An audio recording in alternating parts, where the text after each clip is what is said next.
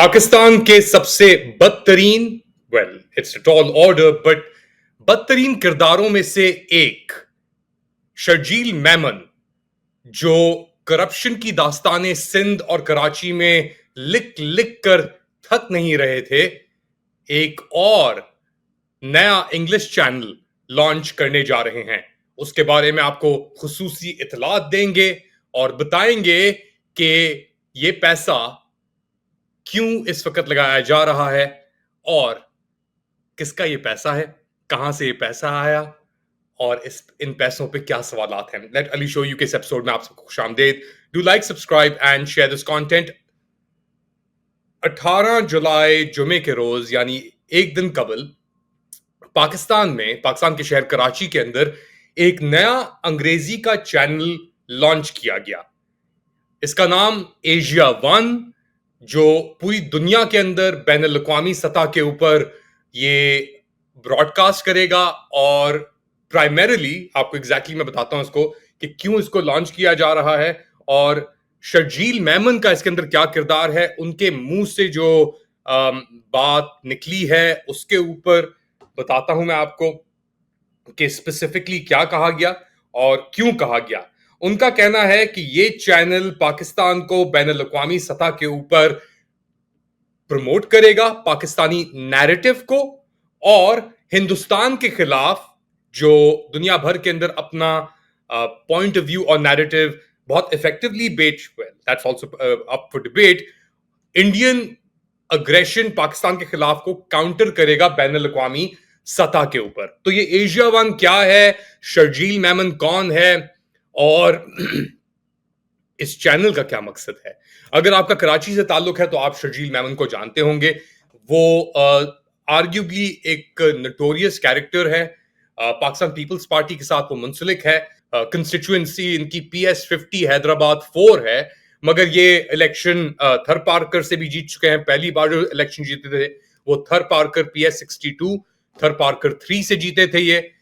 उसके बाद इनको दोबारा 2013 के अंदर हैदराबाद से जिताया गया, हैदराबाद 5 PS50 से, और फिर हैदराबाद PS63 से। सो हर पीपल्स पार्टी की हुकूमत के अंदर ये बहुत ही अहम किरदार अदा करते हैं। मगर इनका शायद आर्ग्यूबली सबसे अहम किरदार रहा provincial minister of Sindh for information and archives, जो इन्होंने ऑन एंड ऑफ मार्च 2011 से लेकर जुलाई 2015 तक निभाया।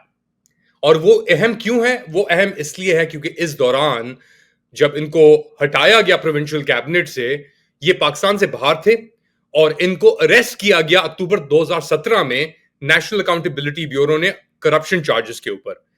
इनको इंडाइट किया गया फरवरी 2018 में करप्शन चार्जेस के ऊपर और इनको बेल दी गई जून 2019 में। तो ये तकरीबन एक साल गिव और टेक, वो भी हमें पता है क्या था, अस्पताल के अंदर इनको रखा गया, अंदर बाहर होते रहे। अस्पताल से के कमरे से इनकी शराब की बोतलें भी बरामद हुई, वो भी एक सीन था। मगर ये जेल के अंदर क्यों थे? अहम सवाल। ये जेल के अंदर इसलिए थे क्योंकि इनके ऊपर एक करप्शन चार्ज लगा था 6 अरब रुपए का। और 6 अरब रुपए इन्होंने, उसका डॉलर का रेट क्या था वो भी याद रखें आप, 2018 के अंदर 6 अरब रुपए इन्होंने नेशनल एक्सचेकर से लेकर करप्शन के तहत एडवर्टाइजिंग रेवेन्यू और डिफरेंट उसके अंदर घपला करके 2-3 और लोगों के साथ मिलके, जिसके अंदर ओरियन मैकैन के मसूद हाशमी भी शामिल थे और दीगर लोग थे। और ये फंड जब पकड़ा गया तो इनको पकड़ लिया। मगर कराची में एक जगह है जियाउद्दीन हॉस्पिटल, जरदारी साहब का भी वो फेवरेट है और हर पीपल्स पार्टी के बंदे का वो फेवरेट है। जो जियाउद्दीन हॉस्पिटल अगर आप जाएं तो वहां पे आपको पीपल्स पार्टी के लिए स्पेशल कमरे हैं, इन एंड आउट ड्यूटीज हैं, एक 5 स्टार लग्जरी लाइफ की तरह हैं आप। तो अगर आपके ऊपर करप्शन चार्जेस हैं तो बेसिकली आपको इस तरह टारगेट किया जाता है। अच्छा, इनके ऊपर और भी हैं इल्जामात कह लें आप या हकाइक। इनको जुए का बड़ा शौक है और जब ये करप्शन की चीजें हो रही थी तो इनके घर से, इनके तहखाने से अरबों रुपए के नोट बरामद हुए और उसकी तस्वीरें भी आई सामने, सब चीजें आई उस चीज को लेकर। 2011 से लेकर 2019 तक सिर्फ उस मलबे के ऊपर इन्होंने जो करप्शन की अनगिनत, लैंड माफिया के साथ कब्जा ग्रुप, जुआ, यहां तक के एक वीडियो भी सर्कुलेट हुई कुछ सालों पहले जो दिखा, बेसिकली पकड़ा कैसे गया, एक इंस्टाग्राम के ऊपर ईस्टर्न यूरोपियन मॉडल्स कराची के डिफरेंट रेस्टोरेंट्स में ओकरा, कैफे फ्लो, इन सब जगहों के ऊपर अपनी तस्वीरें पोस्ट कर रही थी। तो फिर बाद में पता लगा कि जी ये तो खवातीन शर्जील मेमन के जो साहबजादे हैं वो लेके आए थे और वो वहां पे उनको रख रहे थे।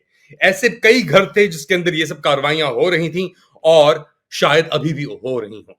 तो शर्जील मेमन की दास्तानें बहुत हैं और इनको अब एक तरीके से ये अगर सिंध के अंदर आप देखें, फरियाल तालपुर टप्पी एक जमाने में हुआ करता था, जरदारी साहब का भाई अभी वो दुबई के अंदर है, वो वापस नहीं आ सकता, मगर शर्जील मेमन एक कांस्टेंट फिक्चर है कराची की करप्शन की दास्तान के अंदर, जो जरदारी के बिल्कुल साथ रहा है। और क्यों रहा है? क्योंकि उसने पैसे पे काबू और पैसे की डिप्लॉयमेंट बड़ी इफेक्टिवली की। फॉर एग्जाम्पल, कराची के अंदर एक रेस्टोरेंट है सकूरा। सकूरा है पर्ल कॉन्टिनेंटल होटल कराची के अंदर, हाशवानियों का वो रेस्टोरेंट था। इसने एक defence housing authority DHA phase 8 के अंदर मेरे ख्याल से सकूरा की फ्रेंचाइज भी खोली और बड़ी लैविशली उस चीज को चलाया और अभी भी चल रहा है। तो व्हीलिंग और डीलिंग के अंदर और करप्शन के अंदर शर्जील मेमन का शायद मयार कोई नहीं है। एक और इसके अंदर बड़ी अहम बात है कि शर्जील मेमन को के जो नैप केसेस थे और सब चीजें थी वो अडजर्न कर दिया गया था 26 सितंबर 2018 को, क्योंकि जो प्रोसिक्यूटर था नैप का वो गायब हो गया और फिर केस को कंप्लीटली रिटर्न कर दिया गया नैब ने 2019 के अंदर। तो ये तो है शर्जील मेमन साहब। अब ये एशिया वन क्या है? पिछले कुछ सालों के अंदर शर्जील मेमन ने कराची में एक टेलीविजन चैनल खोला 365 न्यूज करके। अब वो चैनल चल रहा है, उसके ऊपर बड़ा अच्छी लुक है उस चैनल की। मोहम्मद अली सोसाइटी के अंदर ये हेडक्वार्टर्ड है चैनल। इसके ऊपर कई आपको different different point of views के लोग मिलेंगे। शिफा यूसुफजई जैसे फॉर एग्जांपल, उनका अपना मौकफ है। मुनीर फारूक अर्दली, उनका अपना मौकफ है। तो ये एक बेसिकली एक प्लेटफॉर्म बन के आ गया अपनी प्रोजेक्शन के लिए भी, अपने नैरेटिव बिल्डिंग के लिए भी। और हाल ही के अंदर क्योंकि पाकिस्तान मिलिट्री एस्टैब्लिशमेंट ने बड़ी कोशिश की एक इंग्लिश चैनल लेके आया जाए जो बैन अल-अक़वामी सतह के ऊपर कम्पीट कर सके। टीआरटी के बाद उन्होंने इन्वेस्ट किया इंडस के अंदर, उसको अंग्रेजी का चलाने की कोशिश की मगर नहीं चल सका, वो ठप होके बैठ गया। उसके बाद उससे पहले बोल के ऊपर उन्होंने अंग्रेजी के कुछ प्लान थे उसके अंदर, फिर नुक्ता के ऊपर अंग्रेजी के कुछ प्लान थे, थोड़ी प्रोग्रामिंग भी की नुक्ता के अंदर अंग्रेजी की, वो भी फ्लॉप हो गया, मलिक रियाज के पैसे थे। तो 365 चल रहा था और उसके ऊपर इन्होंने कहा कि जी एक और प्रोजेक्ट हम शुरू करते हैं, एशिया वन, अभी ये नाम उसका फिलहाल तो यही है, उसके नाम से। और इस सिलसिले में इन्होंने टीआरटी से बंदे उठाए, इन्होंने ऑस्ट्रेलिया से बंदे उठाए जो टीआरटी छोड़ के जा चुके थे, कुछ नाइजीरिया से बंदे उठाए, मेरे ख्याल से कुछ लोग टर्की से भी उठाए, और अब इन्होंने ये चैनल सॉफ्ट लॉन्च कर दिया है। मौकफ आपके सामने है। नैरेटिव किसका चलेगा वो भी हमें पता है, क्योंकि ये सब चीजें सीवियां और सब चीजें जो गई ये एमआई मिलिट्री हेडक्वार्टर्स जीएचक्यू से होती हुई फिर अप्रूवल हुई इनकी। तो बेसिकली आइडिया ये है कि यार एक फ्रंट फॉरवर्ड फेसिंग एक गोरा फेस दुनिया को दिखाया जाए और पीछे से पाकिस्तानी उसे चला रहे हों और एशिया वन करके किसी को पता ना चले ये चीज कहां से आई, किधर गई और कहां नहीं गई। अच्छा, बड़े ऐसे एक्सपेरिमेंट्स हो चुके हैं कुछ successfully. For example Azad digital बहुत सक्सेसफुल इनका एक ऑपरेशन रहा है, वो भी एक लैंड माफिया अलेज्ड दहशतगर्द और अब्सकॉन्डर के जरिए इन्होंने शुरू किया कुछ साल पहले, और उसकी कारकर्दगी हम सब जानते हैं। आजाद जो इनका काला चैनल है वो भी मौजूद है, और ऐसे दीगर प्लेटफॉर्म्स हैं टीसीएम करके फॉर एग्जांपल, वो भी हमारे सामने मौजूद है। द सेंट्रम मीडिया, उनका अपना एक खास प्लेटफॉर्म है। ऐसे अनगिनत प्लेटफॉर्म्स हैं पाकिस्तान मिलिट्री एस्टैब्लिशमेंट के पास, ओटीटी प्लेटफॉर्म्स जो सक्सेसफुल भी हुए हैं, कुछ हैं जो फेल हो गए हैं मगर अभी भी चल रहे हैं। और उस अब एक ऑर्बिट के अंदर, एक कॉस्मोस के अंदर एक और चैनल आया है, एशिया वन करके। इसके ऊपर और तहकीकाती रिपोर्ट्स आपके साथ लेके आता रहूंगा। मगर आप लोग क्या समझते हैं शर्जील मेमन, मिलिट्री एस्टैब्लिशमेंट और एशिया वन के बारे में? बताएं मुझे कमेंट सेक्शन में। अपना ख्याल रखें, इंशाल्लाह और अपडेट्स के साथ जल्द हाजिर होऊंगा। अल्लाह हाफिज।